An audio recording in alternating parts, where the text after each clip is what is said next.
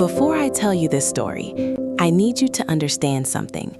The person who destroyed Diane's life was not a stranger. He was the man who kissed her forehead every morning, who held her hand at their daughter's first school play, who said, "I love you," without thinking, because after 8 years, it had become muscle memory. And somewhere, 300 miles away, he was doing the exact same thing for someone else. Tonight, we are going to walk through every moment that Diane missed, every lie that held so perfectly it looked like truth, and the one photograph that changed everything. Stay with me. You are going to need to. Diane Matthews had what most people spent their whole lives looking for: a house with a garden, a husband who came home every night, a daughter who still wanted to hold her hand in public.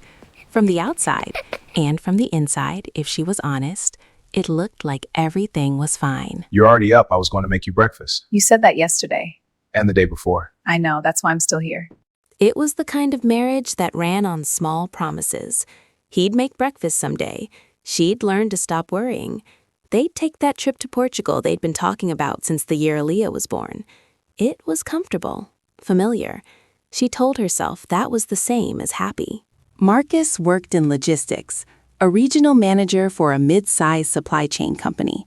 His job meant long days, occasional overnight trips, a schedule that bent and stretched in unpredictable ways. Diane had stopped questioning it years ago. That was just the nature of the work. That was just Marcus. When's the last time you two actually went out? Like, out? We went to that dinner in October. Diane, it's March. Diane laughed it off. She always did. But that word, invisible, it sat with her longer than she wanted it to. Started with a receipt. Not anything dramatic. A gas station receipt that slipped out of Marcus's jacket when she was taking it to the dry cleaner. A Shell station, Eastgate Road, 240 miles from their home in a town called Briarfield that Diane had never heard of. The date, a Tuesday in November when Marcus had told her he was in Leeds for a supplier meeting. Marcus, this receipt, the Shell station on Eastgate? You said you were in Leeds on the 14th. I was. Stopped on the way back, probably. Why? Eastgate Road isn't on the way back from Leeds. Beat. Marcus looks up from his phone. Holds her gaze 1 second too long. I took a detour. Wanted to clear my head. Long week. Are you actually interrogating me over a gas receipt? I'm just asking. Ask something that matters, then. She let it go. She told herself she was being paranoid. She'd always been a worrier. Her mother said so. Nina said so. Even her therapist 2 years earlier had said the same thing. She put the receipt in the kitchen drawer and closed it. Over the next 6 weeks, Diane started paying attention differently. Not obsessively. She wasn't that woman, she told herself. She just noticed things. The way Marcus charged his second phone in the car instead of inside the house. Yes, a second phone. A gray Nokia that he'd had for at least a year that she'd assumed was a work device, that she'd never once thought to question. She thought about it now. What's the Nokia for? You still have it? Work stuff. Old SIM for a client project. I keep meaning to cancel it. Can I see it? Marcus smiles, the calm, patient smile that once made her feel safe. Diane, stop. She stopped. But that night, she sat in the dark of their bedroom after he fell asleep, and she made a decision. She was going to find out what was in Briarfield. She didn't hire a private investigator, not at first. She did what any modern woman with a browser history and a fury she hadn't named yet does. She searched. Marcus's company website listed his regional territory. She pulled every invoice address from the email thread he'd left open on the shared laptop 6 months ago. She cross-referenced supplier locations. And then, almost by accident, she found it. A Facebook profile. A woman named Claire Ashford, 33, from Briarfield. Her profile was mostly private, but the cover photo was public. A summer barbecue, 5 people in the frame. And at the far right, half-cropped, laughing at something off camera, was Marcus. Diane's face illuminated by the laptop screen. Blue light, complete stillness. She zooms in. What is this? She clicked through every public photo. Claire was pretty, naturally pretty, the kind of woman who looked good without trying. A teacher, based on a post about end-of-term exhaustion. A runner, there were race photos. She had a dog. She had a life that looked full and warm and completely ordinary.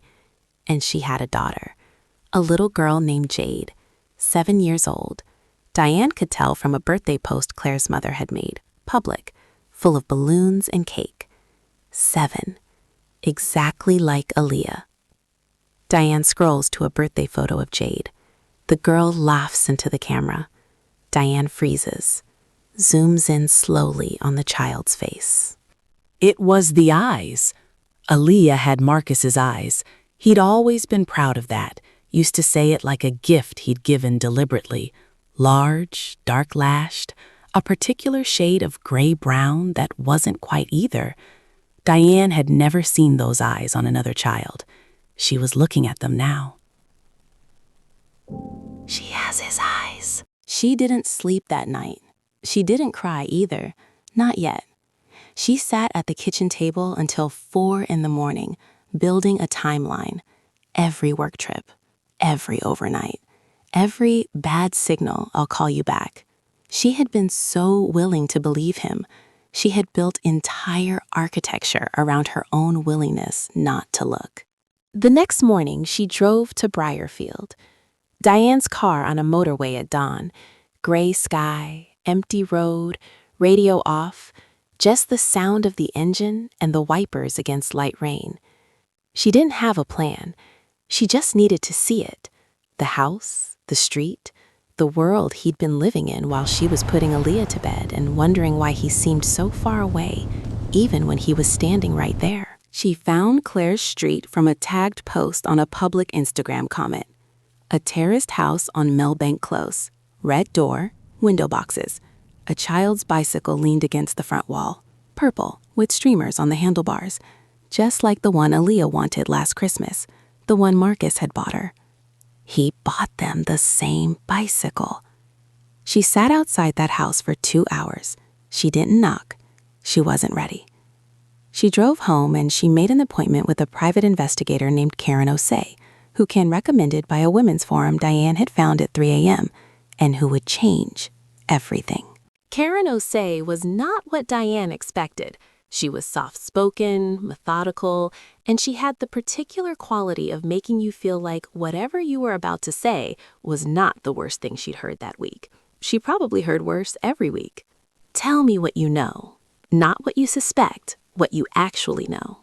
A receipt, a second phone, a Facebook photo with him in it, and a little girl who looks like my daughter. That's more than most people bring me with. 3 weeks later, Karen brought Diane a folder. She set it on the table between them and didn't speak. She just waited. Marcus had been with Claire for 6 years. 6 years, which meant it started when Aaliyah was 1 year old. He visited Briarfield on average twice a month. He had co-signed the lease on Claire's house. He had attended Jade's school sports day, her nativity play, her birthday parties. He had, in every functional sense, been a father to a child Diane knew nothing about. The paternity question, Karen had not obtained DNA, she was clear about that. But the timing, the physical resemblance, and a text thread on a recovered cloud backup left very little doubt. There's one more thing, and I need you to decide whether you want to know it before I tell you. Tell me, Claire doesn't know about you either. She thinks he's single. She thinks he travels for work constantly. He's told her his main base is in Edinburgh. He told her he was saving up to move them into a bigger house together. He's been running 2 complete lives. Neither woman knew about the other. She had expected to feel rage, and she did. But underneath the rage was something she hadn't expected.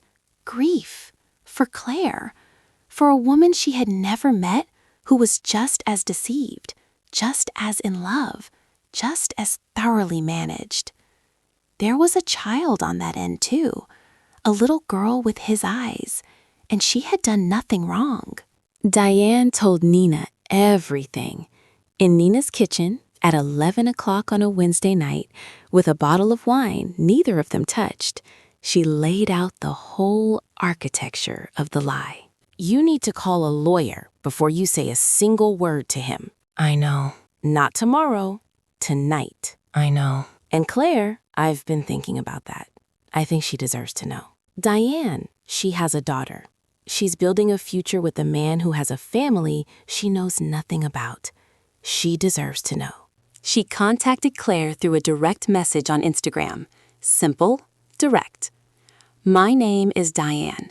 I believe we share the same man. I think we should talk before either of us says anything to him. I am not your enemy. Claire's response came 3 hours later. One sentence. I'll call you tomorrow morning. That phone call lasted 2 hours. Diane would later say it was the strangest conversation of her life. Two women, strangers, comparing notes on a man they'd both loved completely, discovering that he'd used almost identical language with both of them. The same phrases, the same pet names, even the same excuse for missing Jade's first birthday and Aaliyah's fifth, a supplier emergency in Rotterdam that had never happened. He told me the same story, word for word. I know. I have a daughter with this man. I. Together. Before he has any idea that we've spoken.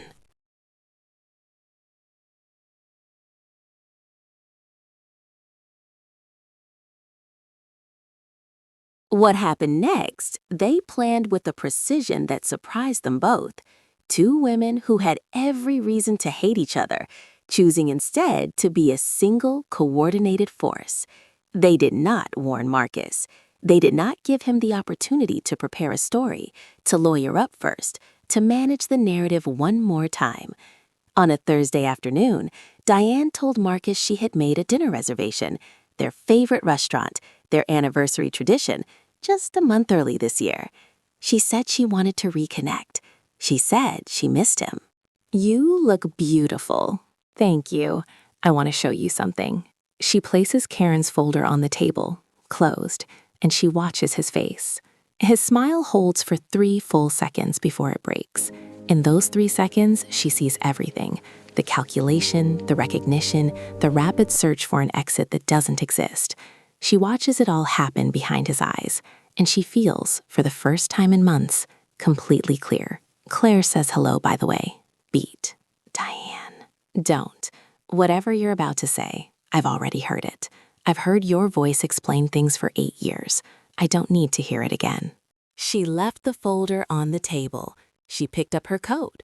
She walked out into the cold night air. And for the first time in as long as she could remember, she breathed all the way in. The divorce was not clean. No divorces. There were lawyers and arguments over assets and a custody arrangement that took 4 months to finalize. Marcus's second life collapsed almost immediately. Claire ended things within a week. She had her own grief to process, her own anger, her own reckoning with a man who had looked her daughter in the eye every weekend and maintained a performance that never cracked. The DNA tests confirmed what the eyes had already told everyone. Jade was Marcus's daughter, which meant Aaliyah had a half-sister 300 miles away who looked like her. I've been thinking about reaching out to Claire again. Not for me, for the girls. Diane, that's a lot. I know, but those kids didn't do anything, and they deserve to know each other exists. She and Claire began exchanging messages, careful at first, then gradually warmer. Two women who understood something most people would never understand, how a person can know you completely and be a stranger at the same time. How a lie told consistently enough becomes its own kind of world. How you can grieve the loss of something that was never fully real. Aaliyah asked once where Daddy went. Diane told her the truth in the only way that was right for a 7-year-old. He made some choices that hurt our family, and now he lives somewhere else. But he loves you, and I love you enough for everything. It was not a happy ending. It was something harder and more honest than that. It was a woman who stopped being invisible. who chose clarity over comfort, who walked out of a restaurant one Thursday night and decided that the rest of her life would belong to her. Diane and Aaliyah in the garden. Late afternoon light. Aaliyah chases a butterfly. Diane watches her, smiles, not the performed smile of before, but something quieter and truer. I don't know what she calls it now, what word she uses when someone asks how she's doing, but I think it might be something she hadn't felt in a very long time. Free. Diane didn't get a fairy tale. She got something better. She got the truth and the chance to build something real on top of it. If this story moved you, please like this video. It genuinely helps more people find it who might need it right now. Subscribe if you want more stories like this. And I want to hear from you in the comments.